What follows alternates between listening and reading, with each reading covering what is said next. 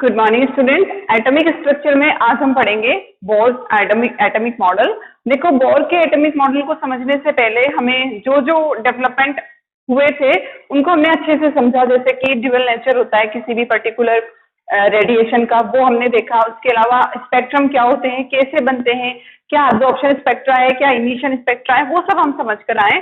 तो अब हम बोर का मॉडल पढ़ेंगे। देखो, बोर ने अपने मॉडल को 1913 में बोर ने अपना मॉडल दिया था। तो देखो, बोर ने ये मॉडल रदरफोर्ड की सबसे बड़ी जो लिमिटेशन थी रदरफोर्ड के मॉडल की, उस लिमिटेशन को दूर किया इस बोर के मॉडल ने बहुत अच्छे से। देखो, रदरफोर्ड क्या कहता था, रदरफोर्ड ने भी यही कहा था कि जो इलेक्ट्रॉन्स हैं वो फिक्स सर्कुलर पाथ में न्यूक्लियस के अराउंड मूव करते हैं, बट उसने ये नहीं बताया था कि वो मूव करते करते अपनी एनर्जी को लूज करके वो हो सकता है कि वो जाकर न्यूक्लियस से कोलैप्स हो जाए, न्यूक्लियस के पास जाकर उससे मिल जाए। बट वो एक्सप्लेन नहीं कर पाया कि ऐसा नहीं होता। फिर भी देखो, एटम की स्ट्रक्चर अपनी जगह है, एटम अपनी जगह फिक्स्ड होता है। ऐसा नहीं होता कि इलेक्ट्रॉन मूव करते हुए न्यूक्लियस के साथ कोलैप्स हो जाते हैं, उससे मिल जाते हैं। तो वो एक्सप्लेन नहीं कर सका इस चीज को, ऐसा नहीं होता, बट वो नहीं बता सका कि क्यों नहीं ऐसा होता। तो इस लिमिटेशन को दूर करने के लिए बोर ने अपना मॉडल दिया। बोर के मॉडल की टोटल 4 पोस्टुलेट थी, यानी 4 स्टेटमेंट उसने अपने दिए थे अपने मॉडल को प्रूव करने के लिए। वो पोस्टुलेट हम देख लेते हैं। जैसे सबसे पहला पोस्टुलेट था कि बोर ने बताया कि इलेक्ट्रॉन जो है electron move in the atom in fixed circular path. Okay, electron जो है वो न्यूक्लियस के अराउंड फिक्स्ड सर्कुलर पाथ में मूव करते हैं। ये पहली बात उसने कह दी। अब इन सर्कुलर पाथ के बारे में उसने थोड़ी सी नॉलेज और हमें दी, जैसे कि दीज पाथ, ये जो सर्कुलर पाथ है, आर कॉल्ड ऑर्बिट। इन्हें ऑर्बिट कहा गया, या एनर्जी लेवल भी हम कह सकते हैं, या फिर शेल भी ये कहलाएंगे, ठीक है, या फिर एनर्जी स्टेट आप इन्हें कह सकते हो। ओके, तो उन सर्कुलर पाथ के टोटल 4 नाम उसने सजेस्ट किए। दीज लेवल, यानी ये जो एनर्जी लेवल है, ये सर्कुलर पाथ है, these path have fixed energy and fixed radius. In path की एनर्जी, हर एक पाथ की एनर्जी फिक्स्ड होती है और इनकी रेडियस भी फिक्स है, यानी न्यूक्लियस से इनकी दूरी जो है वही बनी रहती है। और इसके अलावा उसने एनर्जी स्टेट या शेल के बारे में हमें और नॉलेज दी। These orbit represented by an integer known as quantum number. एक इंटीजर, एक नंबर से इन ऑर्बिट्स को हम रिप्रेजेंट करते हैं, जैसे कि n बराबर 1 2 3 इनफाइनाइट कुछ भी हो सकता है, ठीक है। These orbit start from nucleus side. कहां से स्टार्ट होता है? न्यूक्लियस साइड से स्टार्ट होता है ऑर्बिट या शेल विद n बराबर 1 हैविंग लोएस्ट एनर्जी। और न्यूक्लियस के पास वाला जो हमारा ऑर्बिट होगा, जो एनर्जी लेवल होगा, जो सर्कुलर पाथ होगा, उसे n बराबर 1 कहेंगे, ठीक है, 1 से रिप्रेजेंट करेंगे। उसकी एनर्जी सबसे कम होगी जितने भी एनर्जी लेवल होंगे, ठीक है। ये पहला पोस्टुलेट हुआ जिसमें बोर ने किसके बारे में एक्सप्लेन किया? बोर ने एक्सप्लेन किया about the orbit, about the shell, और शेल के बारे में हमें डिटेल यहाँ उसने दी। सेकंड पोस्टुलेट है electron move from lower energy level to higher energy level by absorbing the energy and then move back higher to lower energy level by releasing energy. ये चीज हम पहले भी देख चुके हैं। ऐसा क्यों होता है? ऐसा इसलिए होता है क्योंकि इलेक्ट्रॉन जो है वो रेगुलर मूव करते हैं। अब इलेक्ट्रॉन को लोअर एनर्जी लेवल से हायर में जाना है, तो ऑब्वियसली इसकी एनर्जी कम है, तो वो एनर्जी गेन करेगा। और वो एनर्जी कहाँ से गेन करेगा? वो एनर्जी हम देंगे in the form of radiation. वो एनर्जी गेन करेगा और हायर एनर्जी लेवल में जाएगा। फिर एक चीज हमने देखी थी कि हायर स्टेट में वो अनस्टेबल होता है, उसको स्टेबिलिटी चाहिए होती है, तो वो फिर से उस एनर्जी को रिलीज करके और अपने लोअर एनर्जी लेवल में आता है। ओके, तो इसी वजह से हमें अब्जॉर्प्शन और इमिशन स्पेक्ट्रा मिलते हैं, उनकी भी डिटेल हम देख चुके हैं। ओके, उसके बाद थर्ड पोस्टुलेट है the frequency related with the release और absorption of photon can be explained by. एक फॉर्मूला है हमारे पास, ठीक है, जिसे आपने आइंस्टीन का फॉर्मूला देखा था, del E equals to the h nu. Einstein ने एनर्जी को फाइंड आउट करने के लिए आइंस्टीन ने बताया था कि हमारी जो इलेक्ट्रोमैग्नेटिक रेडिएशन है उनका पार्टिकल नेचर होता है। और पार्टिकल नेचर क्यों है? क्योंकि वो रेडिएशन अपने अंदर एनर्जी रखती है in the form of photon, photon की फॉर्म में, और छोटे छोटे एनर्जी पैकेट्स की फॉर्म में वो अपने अंदर एनर्जी को रखते हैं। तो उसने उस एनर्जी को फाइंड आउट करने के लिए फॉर्मूला हमें दिया था आइंस्टीन ने, डेल ई, यानी एनर्जी में होने वाला डिफरेंस डेल ई से शो किया। एच न्यू, एच क्या था? प्लांक कांस्टेंट था, और न्यू क्या है? फ्रीक्वेंसी है उस पर्टिकुलर फोटोन की। तो यहाँ पर हम अगर न्यू फाइंड आउट करना चाहें, ठीक है, जो भी फोटोन वो जो इलेक्ट्रॉन मूव करने के लिए अब्जॉर्ब कर रहे हैं या रिलीज कर रहे हैं, उसकी फ्रीक्वेंसी फाइंड आउट करना चाहो तो इस फॉर्मूला से कर सकते हैं। न्यू को अगर आप बाहर ले आते हो तो हमारे लिए न्यू की वैल्यू क्या हो जाती है, nu equal to the del E upon h. Clear है ना ये चीज।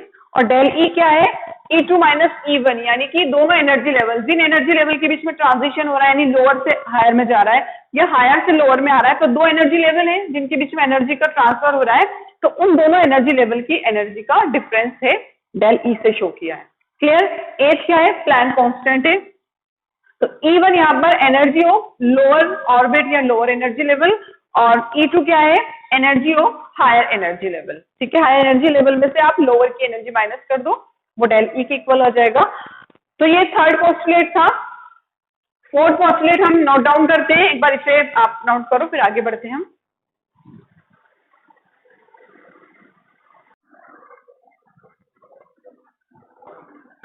सो fourth and last postulate of Bohr's model, जो कि इंपॉर्टेंट है। देखो बोर्ड ने क्या बताया, बोर्ड ने कहा कि angular momentum of an electron can be expressed by, उसने एक फॉर्मूला दिया एंगुलर मोमेंटम को एक्सप्रेस करने के लिए। एंगुलर मोमेंटम होता क्या है, एंगुलर तो आप समझ रहे हो, मोमेंटम जो है रिलेटेड है विद द स्पीड, और एंगुलर आप समझ रहे हो जब हमारा कोई भी आप इलेक्ट्रॉन की बात कर लें, हमारा पार्टिकल जो है वो स्पीड दे रहा है अपनी, अपना मोमेंटम दे रहा है, वो स्पीड ले रहा है अपनी या मूव कर रहा है एक एंगल बनाते हुए, किसी पर्टिकुलर एक्सिस के साथ एंगल बनाते हुए, जैसा कि सर्कुलर पाथ में जनरली होता है। इलेक्ट्रॉन इस तरह से एंगल बनाते हुए मूव कर रहा है, तो इसे हम एंगुलर मोमेंटम कहेंगे। ठीक है, स्पीड मोमेंटम किसको बता रहा है, क्वांटिटी है, स्पीड की, स्पीड की क्वांटिटी बता रहा है।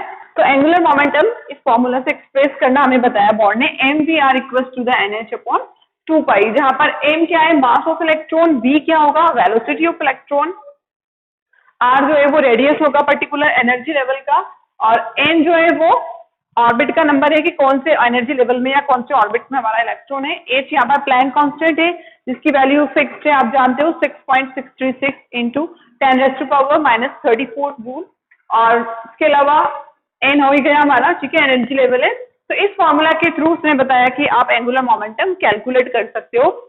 एक चीज और कही, according to Bohr electron move only in the orbit, electron उसी ऑर्बिट में मूव करता है for which its angular momentum is integral multiple of h upon 2 pi. Electron उसी ऑर्बिट में मूव करेगा जहां इलेक्ट्रॉन का जो एंगुलर मोमेंटम है वो किसका मल्टीपल होगा, h अपॉन 2 पाई का। यहाँ आपने जो h अपॉन 2 पाई देखा है, इस h अपॉन 2 पाई का n तो यहाँ पर नंबर ऑफ शेल आ जाएगा हमारा फर्स्ट में या सेकंड में, तो उसी शेल में मूव करेगा जिसके लिए इसका जो एंगुलर मोमेंटम है इलेक्ट्रॉन का h अपॉन 2 पाई का इंटीग्रल मल्टीपल होगा, उसी पर्टिकुलर फिक्स्ड पाथ में इलेक्ट्रॉन मूव करेगा।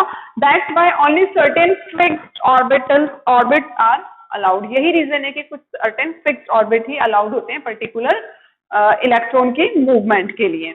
तो ये तो थे हमारे बोर के पोस्टुलेट, इनको समझने में हमें हेल्प की बहुत से डेवलपमेंट ने।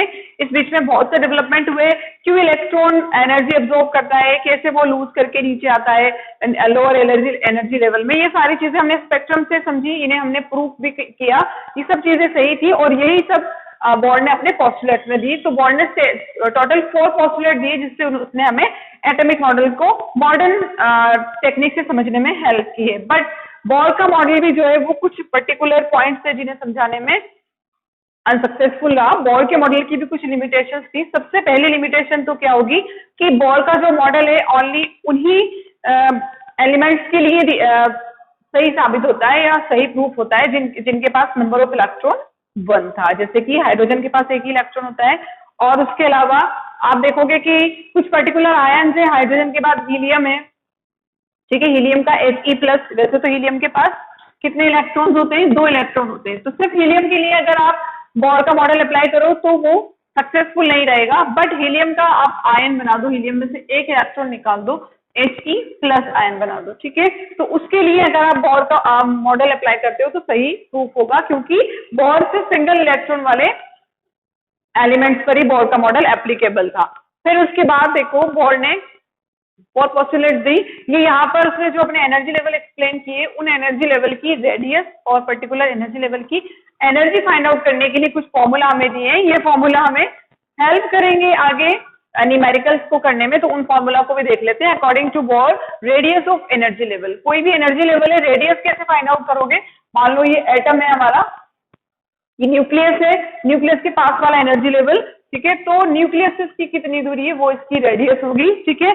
तो हर एक की पर्टिकुलर रेडियस, जैसे जैसे न्यूक्लियस से दूरी बढ़ती जाएगी तो एनर्जी लेवल की रेडियस भी बढ़ती जाएगी, ठीक है। तो रेडियस फाइंड आउट करने के लिए फॉर्मूला है 52.9 n स्क्वायर अपॉन जेड।